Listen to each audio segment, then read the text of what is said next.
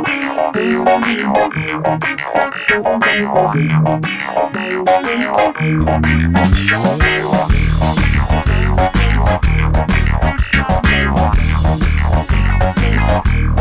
morning and welcome to Faithfully Memphis.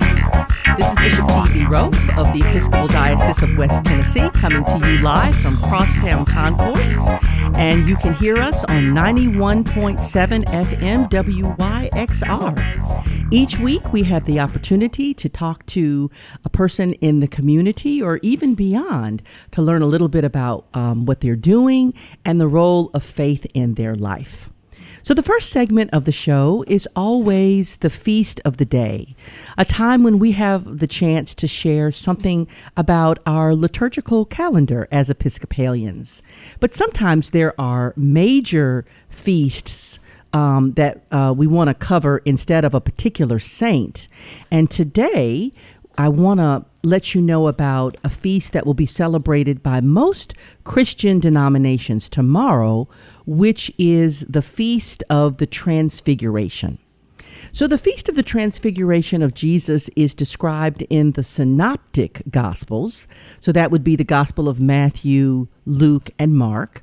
And as the story goes, Jesus invited three of the disciples, Peter, James, and John, to go up on a mountaintop with him. And it was more than just them going apart to be quiet and be at prayer, but it was actually an event where God authenticated Jesus as his son. So this feast is sort of at the same level of the appearance of the angels at Jesus's birth and his resurrection, which were also occasions where Jesus was publicly identified as God's son, and also the descent of the Holy Spirit when Jesus was baptized. That was another opportunity when people could actually hear the voice of God saying, "This is my beloved son in whom I am well pleased." So those three disciples, Peter, James, and John, kind of had an opportunity to see behind the veil. Maybe it makes me think of the Wizard of Oz, right? Although I don't mean to make light of sort of Jesus's manifestation, but they really saw behind that veil. And Moses and Elijah were also present, representing the law and the prophets. And we know that Jesus, as a Jewish rabbi, was very much in the line of succession of individuals God sent to lead God's people into righteousness. But of course, in Jesus's case, he was the one who was able to bridge that gap between God and all of creation, sort of the mediator, the advocate, the one who has allowed us to be with God forever after we transition from this side of the grave. And so when the three men are on the mountain with Jesus, they also see this cloud and hear God's voice, and then see the two prophets. And you might think that with such a mountaintop experience as that, it would all be about the highs of it. But in Luke's gospel, we also hear that that is the moment when Jesus tells Peter, James, and John, "My death is imminent." Right? We've had this mountaintop experience, but we're not just going back down to normal.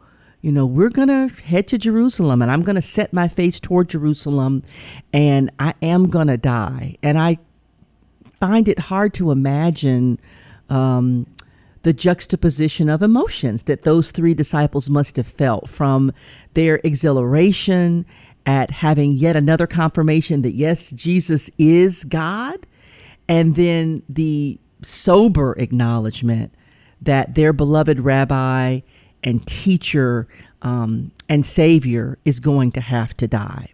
So in Christian traditions that observe the Feast of the Transfiguration, it's really, again, sort of this pivotal point where Jesus acts as the bridge, as it were, between God and heaven and all of creation. And so on Friday, tomorrow, we will be celebrating that feast. So this morning we have with us Dr. Chris Cooper. He is the coordinator for the Master Gardener program in Shelby County and horticulture agent for UT Shelby County Extension Service. So in that capacity, he coordinates and leads all sorts of educational programs addressing issues that affect urban, commercial, and home horticulture. Dr. Cooper and I have a common link to Louisiana. He got his BS from Southern University in Baton Rouge, and I lived in New Orleans for 13 years, so I was in Baton Rouge pretty frequently when I was there, and also has a master's and a PhD from Alabama A&M University in Huntsville. He writes a monthly blog on the Memphis area Master Gardener's website, and also is the host of his own show, The Family Plot, Gardening in the Mid-South, which airs on WKNO. So, Dr. Cooper, welcome to Faithfully Memphis. Thank you. I appreciate the opportunity to be here. Excellent. So can you tell us a little bit about your background and where you grew up and whether or not faith was a part of your early life? Okay, so let's start here. Again, Chris Cooper. I'm actually born and raised in Jackson, Mississippi. My grandfather on my mom's side was a sharecropper. The little small country town called Kewanee, Mississippi. He grew sugarcane, cotton, and corn. He had cows, mules. We had pigs, hogs. And every summer I would go there and just spend the summer with him, follow him throughout the field. And I was always interested in how you can get one kernel of corn, put it in the ground, and then it grows to about 5 or 6 feet tall and produces ears of corn. Yeah. So that's where the first taste of gardening came in for me. I would spend a lot of time there, of course, and we would just run through the woods. And I, at that time, appreciated the beauty, of the land. And so I guess sort of kind of like a closeness to God, if you will. It's like, wow, this is nice. The air is fresh. It's lush with green foliage. So that's a little bit of my background, how I kind of got started, I think, in gardening. Now, once upon a time, I guess I wanted to be an astronaut. I wanted to be, a big sports figure.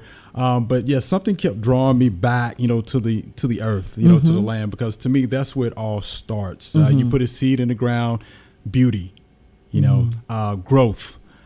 So that's pretty much where it started for me. And of course, throughout, going to, school, elementary school, high school, junior high school, again, just kind of drawn to, the soil. I actually got to college there at Southern University. Believe it or not, I went to Southern University on a piano scholarship. Oh, my gosh. So you're a musician as well. My father is a retired music professor. So I actually played the piano, pretty much, from, maybe 8 years old all the way up through college. Yeah. So I ended up going there on a piano scholarship. And I had a homeboy. He was from Mississippi. Mark was his name. And he was like, hey, he was an ag major. He's like, you should try one of these ag classes. And I was like, you know what? Maybe I should. So I talked to my advisor. I was like, can I take a couple of ag classes, intro to agriculture, soil science? And she let me do that, and the rest is history. So I became an ag major and a piano minor. Wow. Much to my mom's chagrin at that time, as you can well imagine. She was like, so you're going to school to be an educated farmer. Could you explain that to me? So, yeah, now I'll tell her the rest is history, Mom. Yeah, of course. Wow, what a beautiful story. Now, I have been told that from people who are gardeners, and I'm not one, unfortunately, but that gardening in and of itself can be a spiritual exercise. And so I wonder, over the years, starting as a child, but now that this is actually your vocation, has this journey with creation, how has that affected your faith, your relationship with the Lord? What have you learned about God from gardening? Wow, that's such a good question. I've learned a lot about God, about gardening through gardening, because gardening to me is serenity. It's peaceful. It's good for the soul. It's good to get your hands in that soil. Again, putting that seed in the ground. Again, we're talking about tiny seeds, right? You put it in the ground, good soil, right? That's what God talks about, good soil. Yes. That soil provides the nutrients, for that seed to, kickstart itself, to start to grow. So from there, I think about we're in the pruning season, right? I'm getting a lot of calls about pruning, your fruit trees and things like that. So I think about, the verse where he says, I'm the vine, he's the gardener. Right. And so we talk a lot about, okay, so we're going to prune those branches that are not producing anything. But then we're also going to prune those branches that are producing fruit so they can be more fruitful, right? So I always think about, little verses like that. I think about, sowing seeds. Make sure you sow the seeds on good soil or in good soil. Yeah. Make sure they're not choked out by weeds or being trampled on, or make sure that they get good soil contact so they can grow. You don't want the birds to get them, or you don't want to trample them or things like that. So, yeah, I reference a lot of things about gardening to some of the things that I've learned in Bible study, in church and things like that. Yeah. Right. When I think about gardening, in addition to serenity, I think of two things. One, there is hard work involved. And our relationship with the Lord also demands that we show up. Right. There's work that we have to do. God does the bulk of it, but if we aren't open and available and willing to set the time aside, it's not going to happen. And the other thing is that we don't control it, right? As much as you know about the acidity, I don't even know the term to use about soil, right? Whether the soil is good, even with the right soil, the right light, the right temperature, the right amount of water, ultimately, when you put that seed in the ground, it's out of your control. It is out of your control. You're exactly right. And the term you're looking for is soil pH. Yeah. Oh, okay. Soil pH. Thank you. And so the same thing is true in our relationship with God, right? We don't control God. We don't set God's time frame. Right. And so I think sometimes in my own faith journey, I have been frustrated because God's timing was not my timing. Sure. But in the end, right, it always turns out right. Now, I would imagine that sometimes with gardening, though, you do have bad harvests. So what happens? How do you process having a bad harvest? You put in all this work, but yet you don't really see it coming to fruition in the way you had anticipated. Well, to me, it's just one of those life lessons. I mean, you've done all that you could do. You put it in the ground, right? The rest is up, to God for the most part. If it doesn't work out, if you don't get those tomatoes that you're looking for, those cucumbers or whatever it is that you want to put in the ground, hey, I just look at it as a lesson. Yeah. Okay. We'll go back. We'll write down, okay, in my garden journal, look, this didn't work right this year. Could it be environmental factors? Could it be insect pests? Could it be diseases?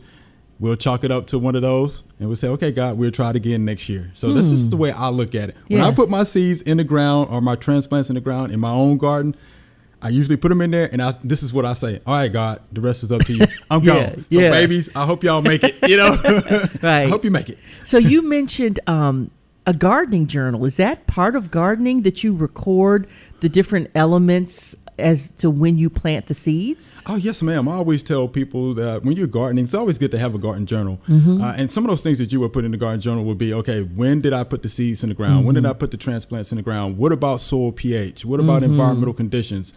We've had a cool start to the year, cool and wet. Did you write that down? What about insect pressure? What about disease pressure? Okay. So those are the kind of things that I want gardeners to write down in their garden journal. Okay. Was it successful? Did you have a successful harvest, planting? Those are the things that I want you to write down. Okay, because that's interesting, because journaling is also a spiritual practice, a spiritual discipline. That's right. So people can have journals where they write the things that they're grateful for, or if they are praying for people with particular health issues or whatever. So it's interesting that in both disciplines, journaling is a practice. It's a practice. Yeah. It is a practice. So I am not a gardener, even though both of my grandmothers had amazing gardens. My mother's mother was fabulous with all sorts of flowers and blooming plants. And my father's mother, similar to your grandfather, they did work as sharecroppers at one point in their life. And she always had a small garden right next to her house. They were poor. And so part of the reason was really practical. If you don't have the money to go to the grocery store, you buy a lot of the fresh fruits and vegetables that you need to feed your family. But what is a master gardener? What do you have to do to get that master in front of your name? Master gardener. I get that question all the time. Here's the thing about the Master Gardener program.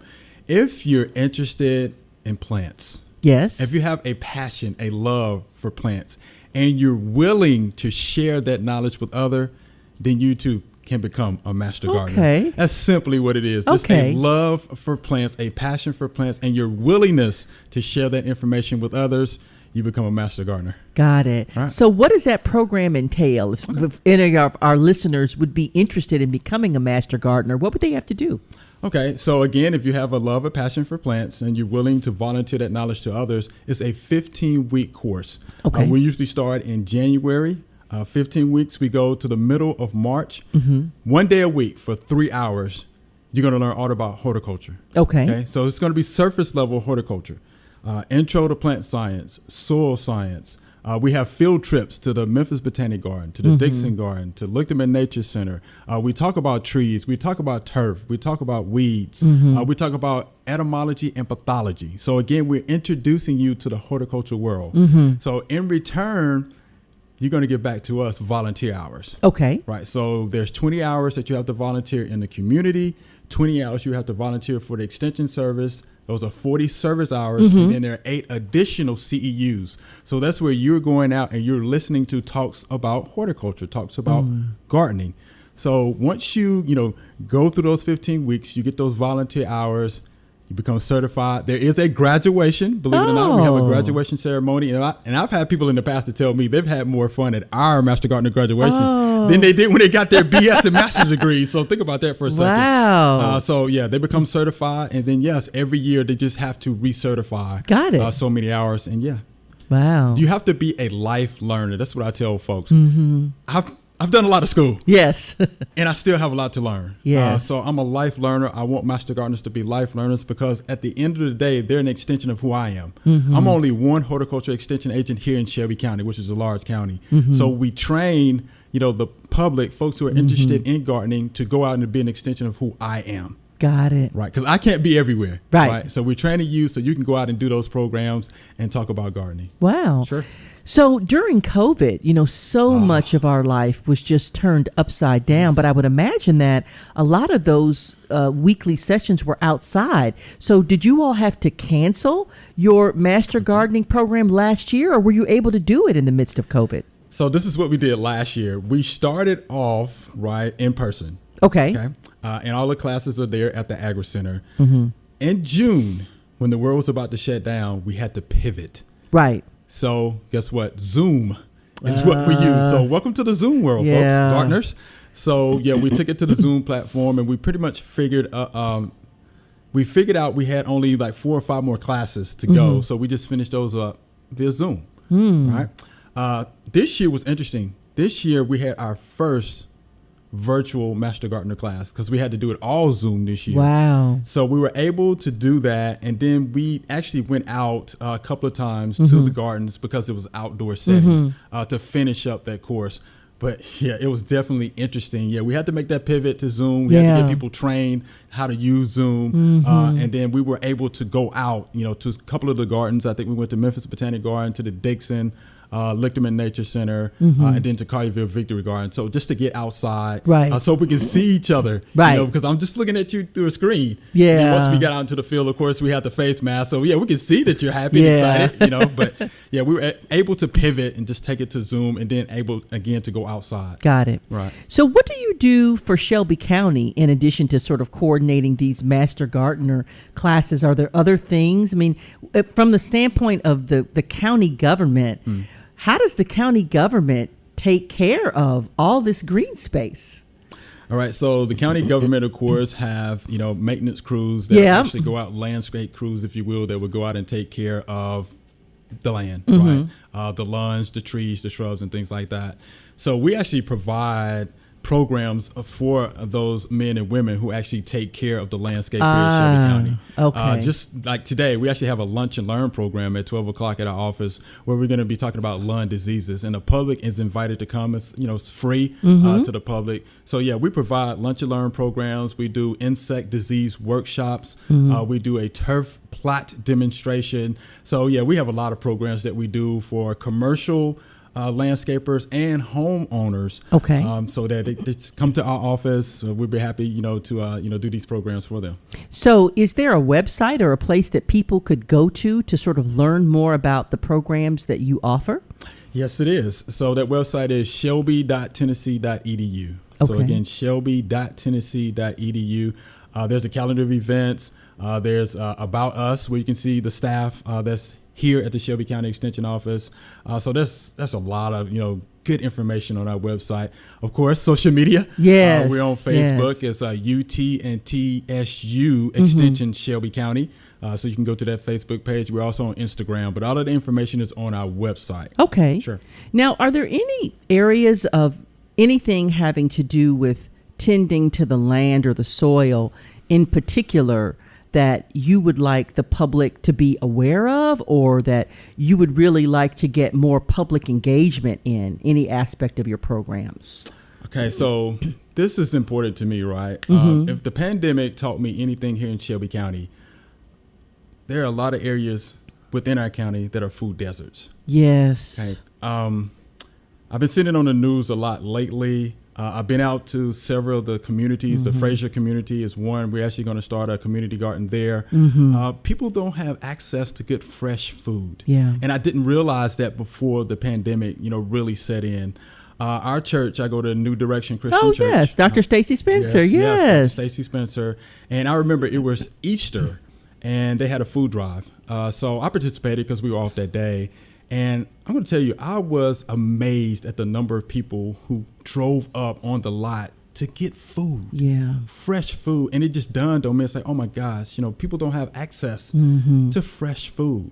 So teaching folks how to garden, how to produce their own fruits and vegetables has become important to me now. And again, I can, if you can thank the pandemic for anything, if you will, that's something that, I just want to be able to communicate, to the public, help them to understand, hey, there are ways that you can get, fresh food, fresh product, out of your own garden. So, yeah, it really shined a light on that to me. The fact, again, that we have these food deserts, that people don't have fresh food to eat, I think is a huge issue. And, of course, COVID has shined a light on that issue. Yeah, I think it definitely I know how much I take for granted. Yes. I work full time. The diocese pays me a good salary. So whenever I want food, I can go to Kroger or Fresh Market or Whole Foods. And many people in our community cannot. They cannot. And like I said, one more thing about that. We have a demonstration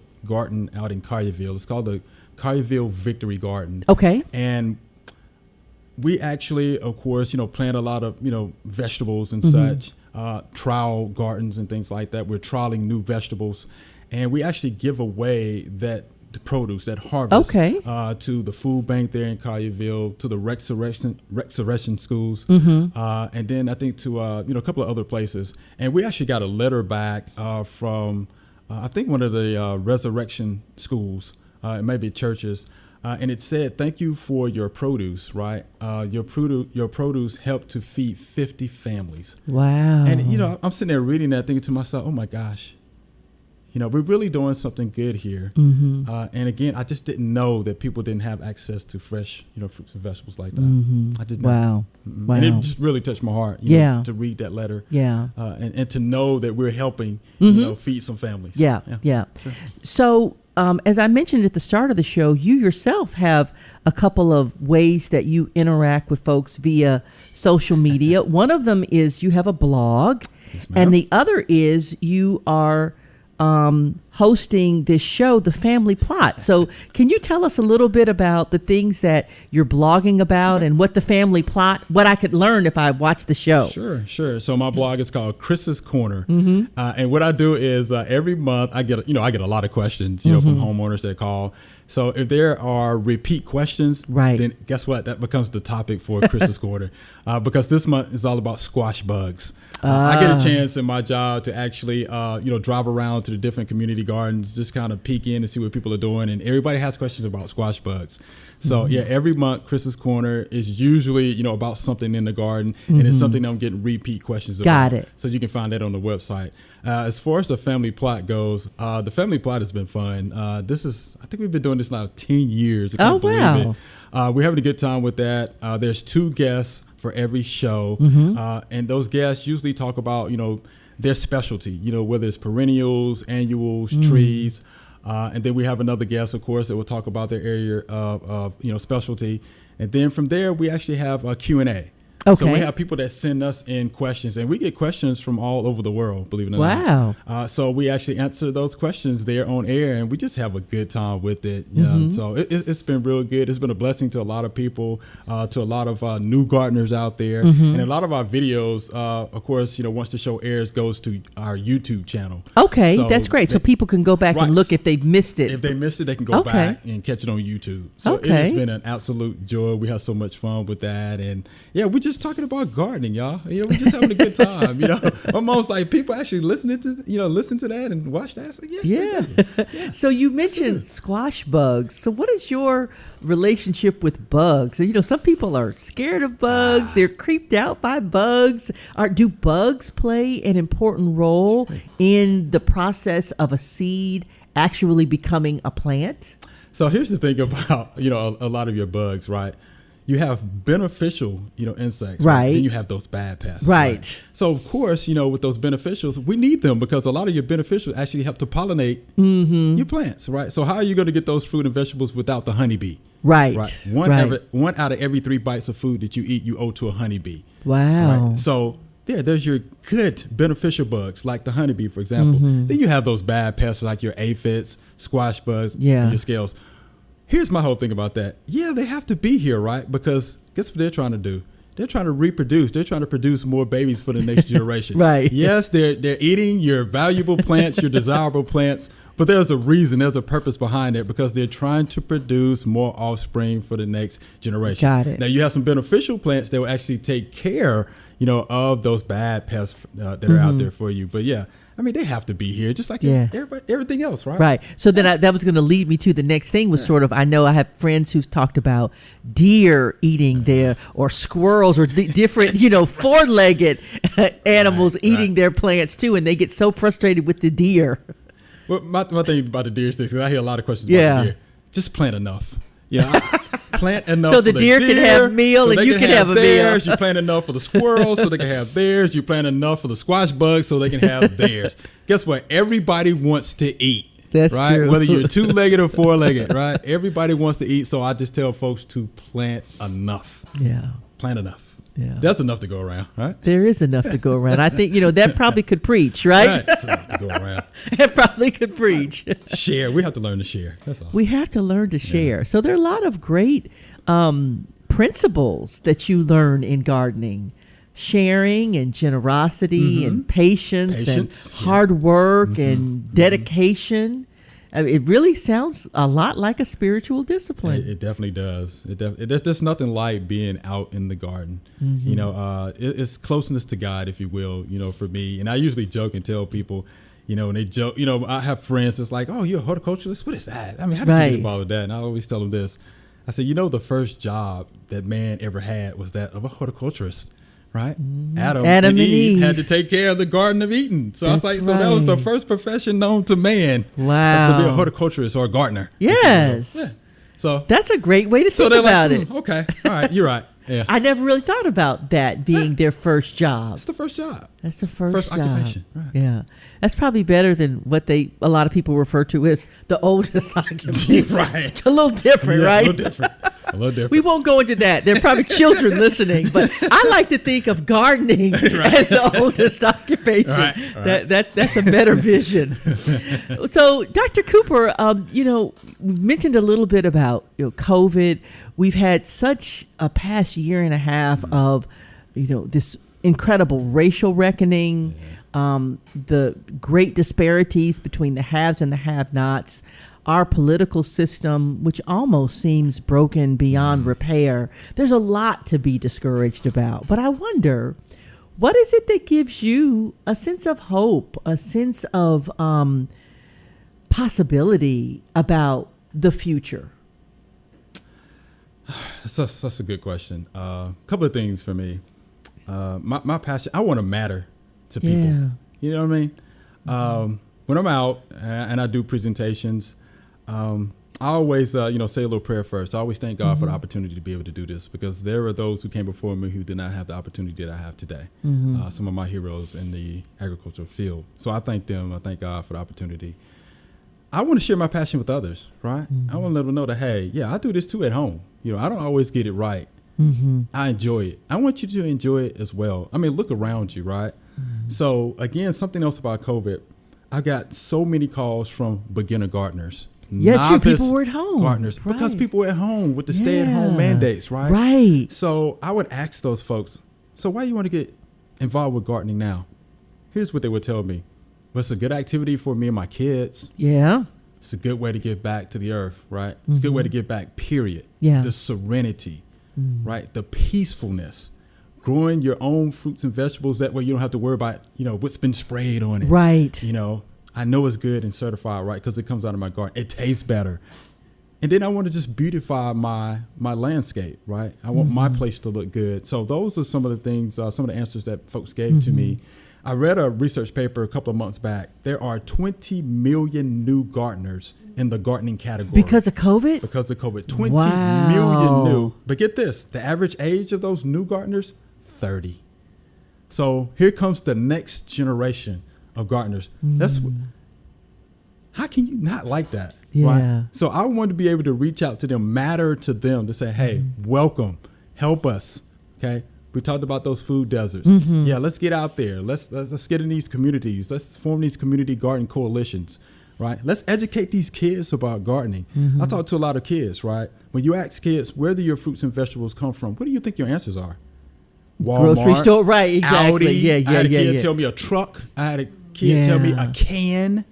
I mean, just think about that for a second. So they don't even know that these things come from the ground. Come from the ground. They don't even. Some of the kids don't even know that. We had some inner city kids come out, to the Agri Center for a field trip. This was a few years back, and we have a wheel where we actually plant like potatoes and some other vegetables.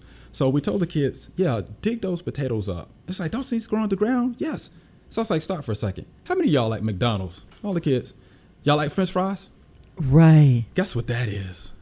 It's French fries. It's a potato. Yes, it grows on the ground. Wow. See, some of the kids don't even know that. So we have to do a better job educating our kids about, where your fruits and vegetables come from. So again, just, that's what it's all about for me. Watching my grandfather, do this. My parents are, huge gardeners. My mom still calls me, and I was like, Mom, why don't you call your local extension agent in Jackson, Mississippi? Why would she do that? Yeah, she's like, you. Yeah, shut up, boy. Yeah, that's a question for me.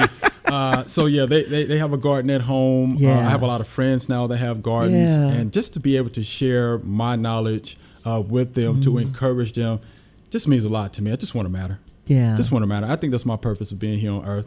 Just want to give back that which was given to me. That's all. I tell you, if anybody can find a passion, regardless of what it is, it adds so much to life. And it sounds like you truly have found your passion. I found it. I think I found it. Yeah.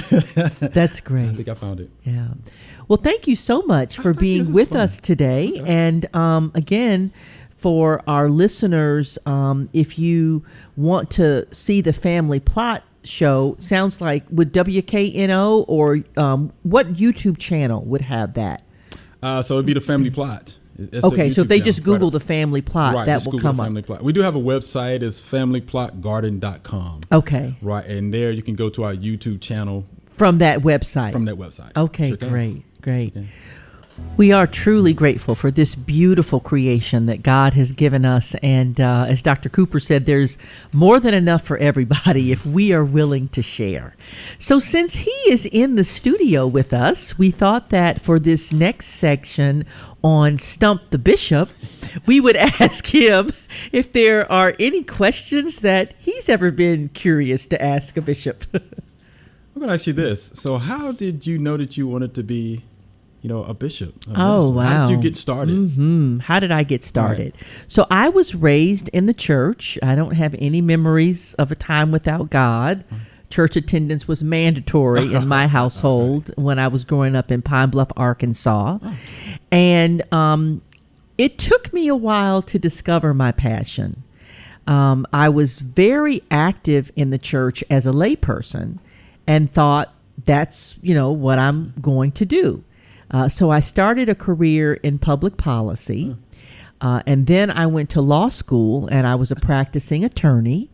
But for about a 12-year period, a number of different people in different congregations said to me, Phoebe, have you ever considered ordination? Or it's so clear to us that God is calling you to be a priest and pastor. And I didn't see it. So I said no for a long time.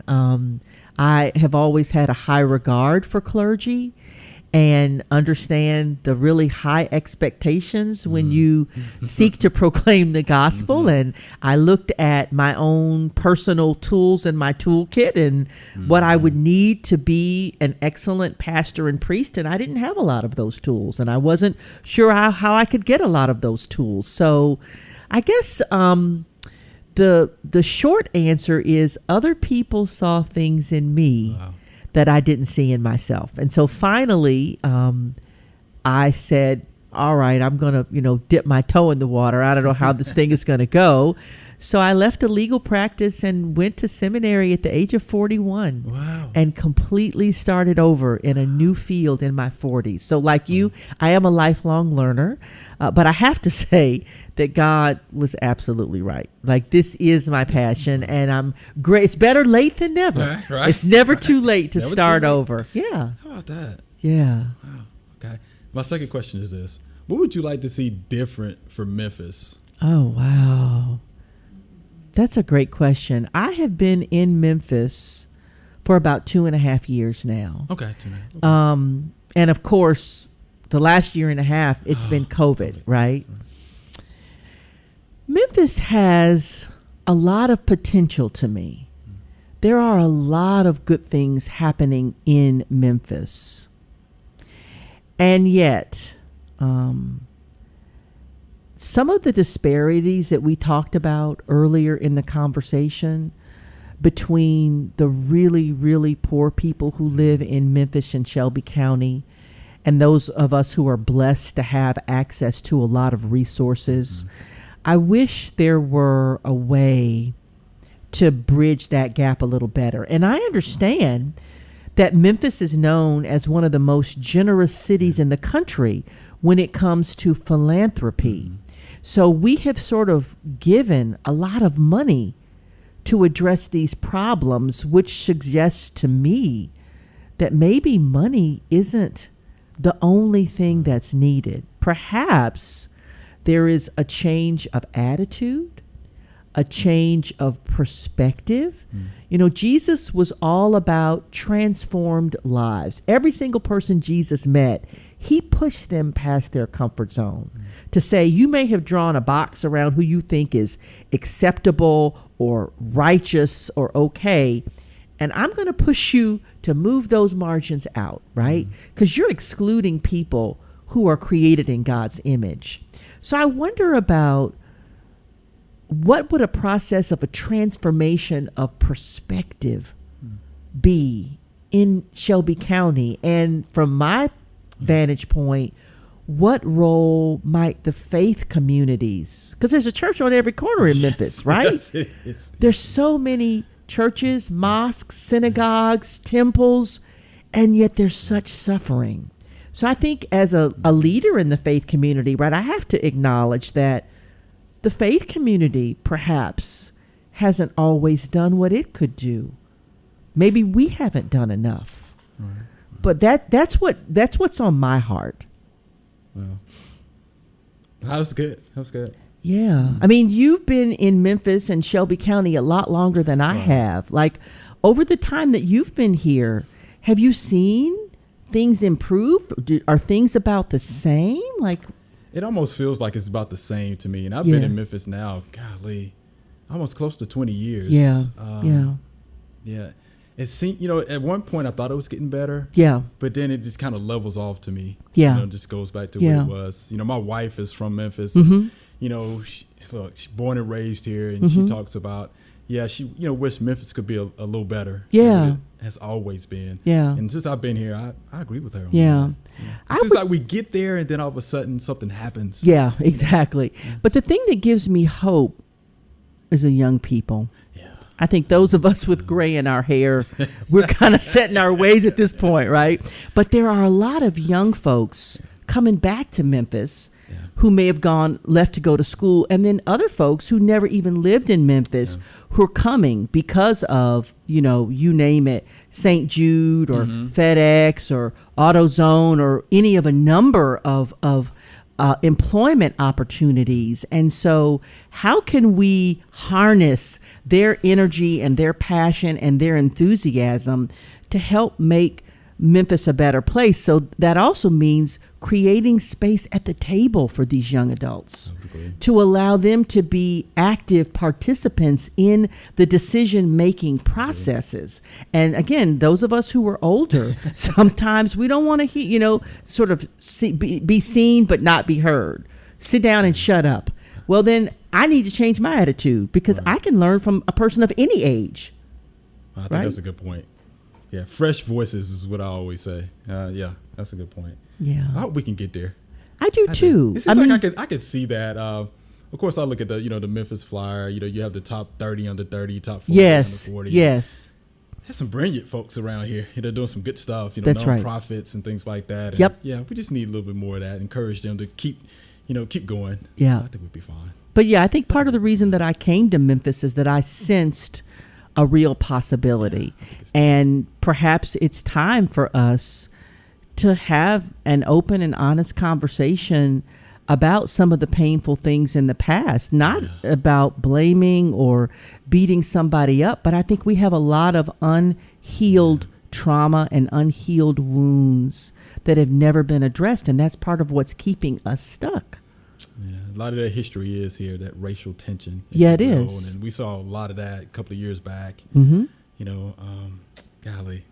With the Black Lives Matter movement and things like that. So.